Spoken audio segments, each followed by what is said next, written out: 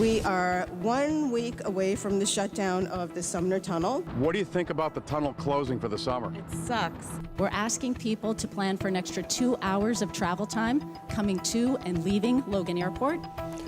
Enough talk about the Sumner Tunnel shutdown. Now at 10, we're going to show you your options once it closes down. It's on the way, and it's going to be here before you know it. Boston 25 News reporter Drew Caritas. Today, we were told multi-mile backups are about to become the norm. Help us all understand exactly what's going to be expected of us come July 5th.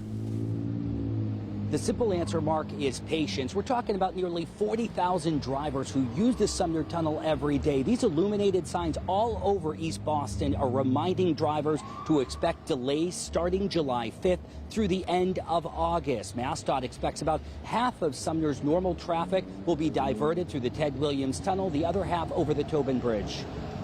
It's crazy. What do they expect people to do? It's the question Barbara Grab doesn't believe will come with any appealing answers as she thinks about what the commute to and from her home in Swampscott will be like starting next Wednesday, when the Sumner Tunnel closes 7 days a week for nearly 2 months. It's going to be horrible. Everything is traffic. There's so much traffic.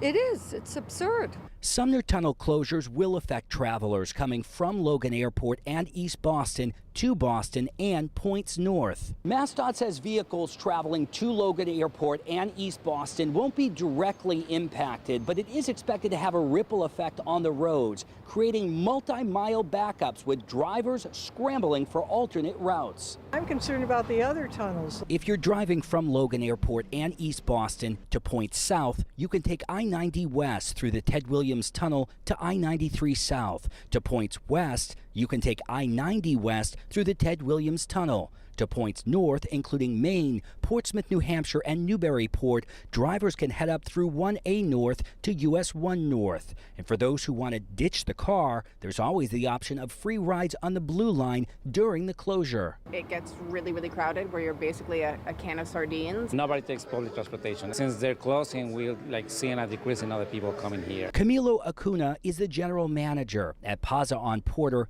and the adjacent speakeasy called Next Door, right near the Sumner entrance. He tells us rideshare drivers are already avoiding this area altogether, which he says is directly impacting business. They have a nice experience, a high-end experience. They don't want to take the train, they want to take Uber.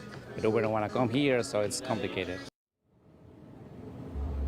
Highway officials expect one of the biggest traffic choke points during this shutdown will be along Route 1A, which carries drivers from East Boston and Revere. They say if you're traveling to and especially from Logan Airport, you should plan on an extra 2 hours of travel time and avoid driving whenever possible. We're live in East Boston. Drew Caritas for your local station, Boston 25 News. Very helpful visuals there, Drew, especially since the tunnel will be closed when many people, of course, are going to return from their 4th of July getaways.